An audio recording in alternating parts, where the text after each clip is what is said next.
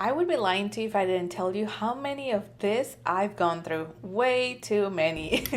So therefore, I had to go back and get it again. This is the Anastasia Beverly Hills Brow Wiz. We're using the shade Chocolate. Look at how skinny this brow pencil is.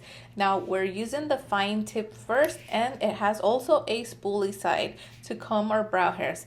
Now look at how skinny you can make the brows so you can create hair-like strokes. So let's start by brushing your brow hairs like so, and then we're going to start by filling them in, again creating hair-like strokes. And look, because this tip is so thin and precise, we can mimic those brow hairs nicely.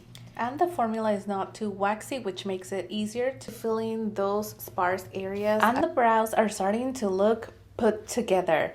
Let's continue filling them in, and look at that. Yes, yes, yes. Okay, now let's brush our brow hairs like so that we don't have any sharp edges and the brows don't look drawn on. Yes, we like to see results, the before and after. Now as an extra step, I like to go in with my favorite brow gel. You don't have to do this, but this is my favorite brow combo. And we're repeating the same steps on the other side, filling them in and then brushing our brow hairs and going in with whatever brow gel you have. And that is it. Look at the brows, they are browing.